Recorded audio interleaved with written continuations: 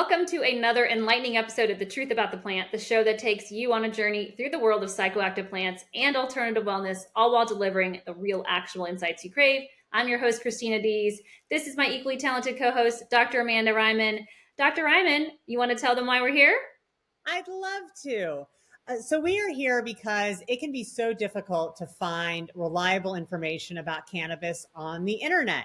You might Google something, you get 100 different responses. Many of them contradict each other. You go to a bunch of Facebook groups, you post questions, people give you all sorts of answers, and very few of those people know what they're talking about. So, we wanted to create something that was going to give you actionable insights, science-backed, public health-related information on cannabis so that you can get the information you need and go about your day. You only need one source of information, and it is us. So think of us as your kick-ass granddaughters or your really cool aunties. We are women that are going to tell you the truth. That's right. And in our last few episodes, we unraveled the mysteries of the green leaf, from its ancient history to the modern science behind its effects, and even a peek into the world of growing your own. So now you might be thinking, all this knowledge is great, but how do I actually become a cannabis consumer? Well, today is your lucky day. Buckle up as we guide you through the ins and outs of stepping into the world of cannabis consumption. So, whether you're a curious newbie or a seasoned explorer looking for new tips, this episode has you covered. So, Dr. Ryman, the $1,000,000 question: how do I become a cannabis consumer? Well, people may think it's just as simple as inhaling, and that is partially true. Getting the cannabis in you is a crucial step. But yes, there's really more to this process than just that. Because whether or not you have a good or a bad experience the first time you use cannabis can really set the trajectory for your future experiences. So when I was a professor at Berkeley and my students were all in their early 20s, I would always have a few students come up to me every semester and say, I tried cannabis for the first time a couple years ago. It was an edible. I did not have a good time. I got really anxious and overwhelmed. And now, even if I have just a little bit of cannabis, I get that anxious and overwhelmed feeling again. Will it ever go away? And so we thought it would be really helpful to talk a bit about how to make sure that first time is a good time so that you end up having a healthier relationship with cannabis going forward. Yeah, and with the spread of legalization and the continued normalization of using cannabis, many people are curious about trying it for the first time.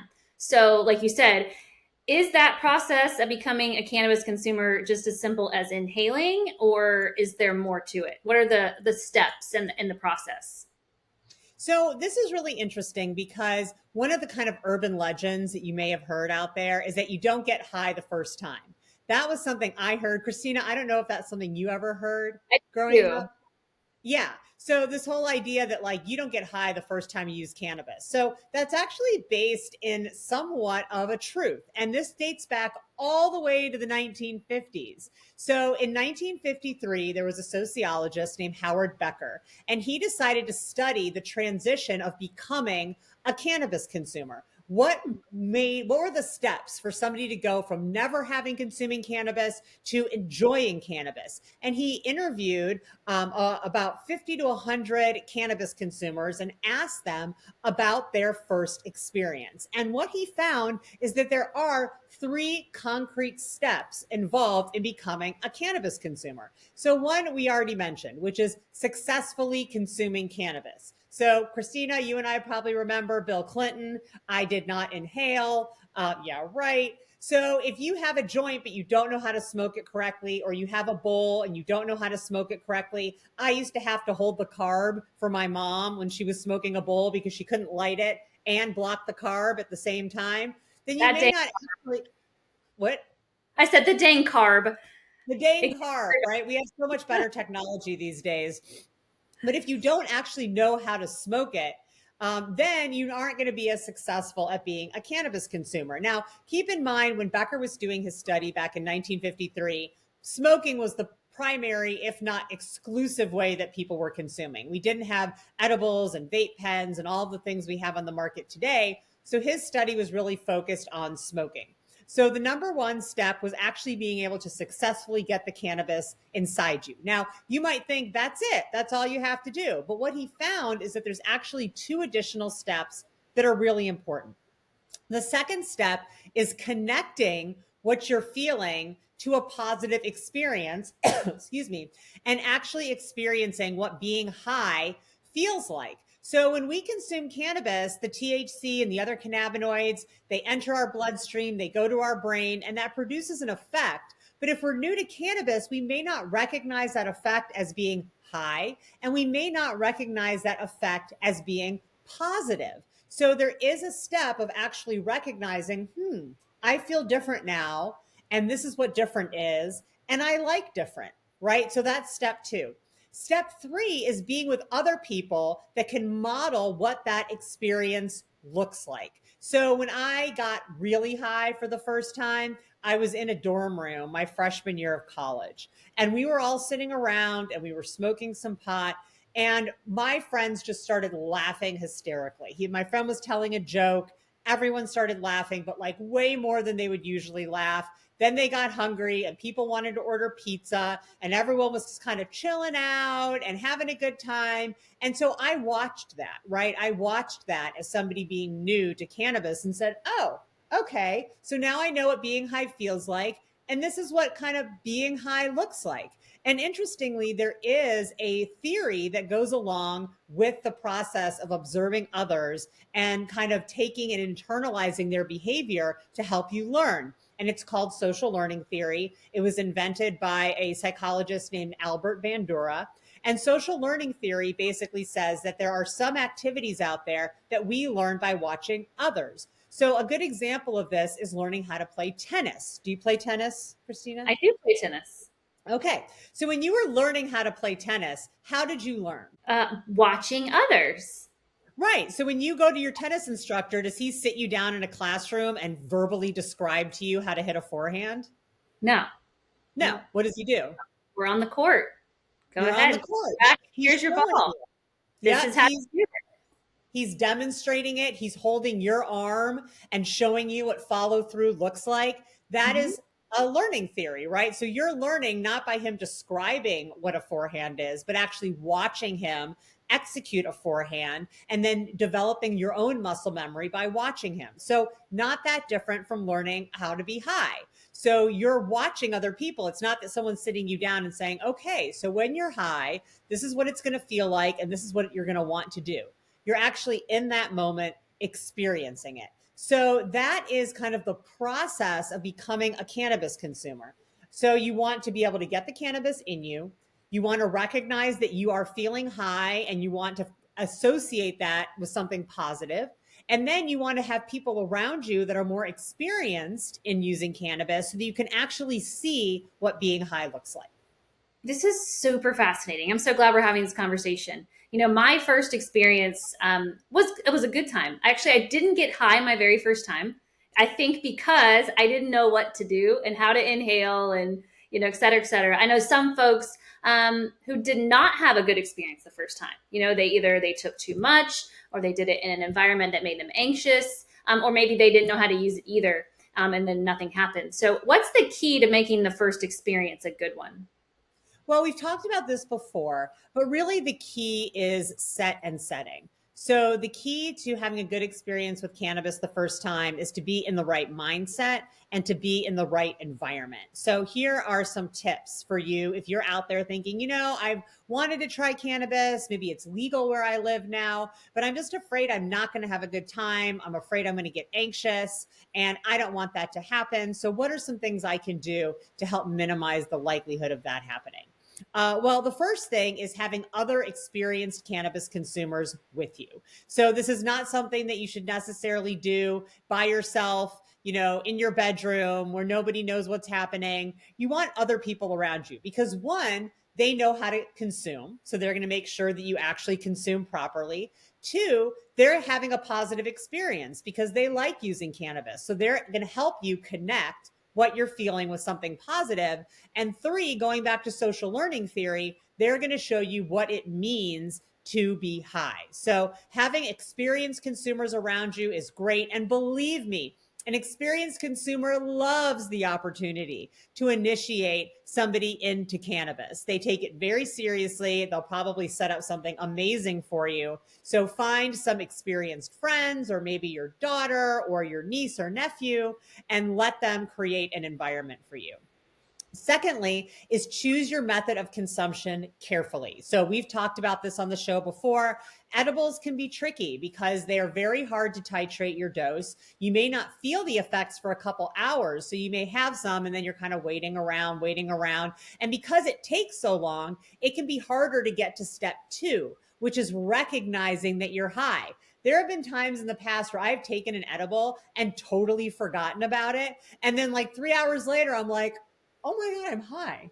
Why am I high? Oh yeah, I took an edible. So because it takes so long, sometimes it's hard to get into that second step. Now, not everybody likes smoking. Totally understandable. So you may say, look, I want to try it, but I do not want to smoke. If you're newer to cannabis and you don't want to use edibles and you don't want to smoke, I recommend vaporizing flower. So that is heating the flower to a temperature where it's releasing those active ingredients, but it's not burning the flower. So you're not smoking. But if you consume that way, you're going to feel the effects pretty quickly. So you're going to really notice the impact of the cannabis, and you're not going to be left wondering, when am I going to feel this? Okay. So method of consumption, very important. 3, make it an occasion. You know, cannabis is special. And I know that there are a lot of folks out there that just use cannabis like coffee, just through their regular daily routine. But for newer consumers who have a low tolerance, cannabis is special. So think of something really cool to do. You know, have a picnic out in a park somewhere, or, you know, listen to your favorite record, or have some arts and crafts ready to do. So that's something that the more experienced consumers can help plan for you. And then finally, embrace euphoria. You know, euphoria can be scary. It's playing with our mood, it's playing with our emotions, it's making us feel different than we felt before. We live in a society that tends to demonize euphoria as being self indulgent, as being greedy. But euphoria is what cannabis produces. Okay. So get ready to feel different. Get ready to not care about little things that may have been bothering you before. Get ready to stare at a leaf for a good 10 minutes and admire it. And that's absolutely okay. And don't feel like it's weird or bizarre, and embrace that feeling. And then practice mindful consumption. So really think about, how am I feeling? And what do I like or not like about this feeling? And that's something you should really practice anytime that you consume cannabis. Well, I'm so glad you brought up the method of consumption. One, we have another episode on which product is right for me. So if you're on the fence, that's a good episode to check out. But for first time users, it sounds like you're recommending flower, vaporizing flower for first time users, which is what I would recommend too. And maybe ease into the edibles, because the edibles can get tricky if you don't have experience. So Oh, I love that you brought absolutely. that. I love that you brought that up. And then Yeah. making it an occasion, I remember back in college, we used to just go out into the woods and just have a day where we all just hung out in the woods together. I lived in a very rural area. So again, it was just kind of like enjoying nature together and relaxing. We didn't have to worry about, chaos or driving or anything like that. So, do factor in driving as well, because you don't want to have to drive. Um, Okay, so what are some factors? We talked about positive experience. What are some factors that might contribute to a negative first experience? Well, we talked a little bit about this, choosing the wrong method of consumption and taking too much. So, you know, choosing an edible, and if you're going to choose an edible, I say start with 2.5 milligrams of THC before you know how it's going to affect you. So, taking too much, choosing the wrong method of consumption, being alone. You know, if you get anxious or overwhelmed and you're alone, you really don't have anybody to kind of talk to you and calm you down and tell you everything's going to be okay. So that's why it's important to have other more experienced consumers like you are with you. Being in a place that's overwhelming. So if a large chaotic music festival already makes you a little bit anxious, that's probably not the place to try cannabis for the first time, because cannabis can enhance those feelings. So make sure that your environment is a place where you feel safe, where you feel calm. That's really going to give you the best effect and outcome. And then consuming alongside alcohol and other drugs. So I definitely recommend do not drink alcohol the first time you use cannabis. Have cannabis be the only thing on board the first time you use it, because you really don't want the effect impacted by the effects of alcohol or other drugs. You really want to be able to kind of clue in to exactly how the cannabis is making you feel, and then not giving yourself the time and space to enjoy and reflect on how you are feeling. So like you said, don't do it if you know you have to get into a car and drive. Don't do it if you know you have an important meeting or phone call later that day, or you have to get together with your family later that day. Make sure that this is something and time that you are setting aside to indulge in the practice of consuming cannabis. Yes, so there you have it, a beginner's guide to becoming a savvy cannabis consumer. So remember, it's all about exploring responsibly and finding what works best for you. If you have questions or stories to share, you can always drop us a line at info@mypersonalplants.com. Share your thoughts, your highs, and even your "am I doing this right" moments. For more green wisdom and to keep your worries at bay, blaze through the vibrant YouTube collection. Hit that subscribe button while you're there. Give us a like. Ring the notification bell to stay in the loop. You'll want to hear all these episodes that are coming up. I promise you that. Until next time, stay lifted, stay green, and keep those questions sparking.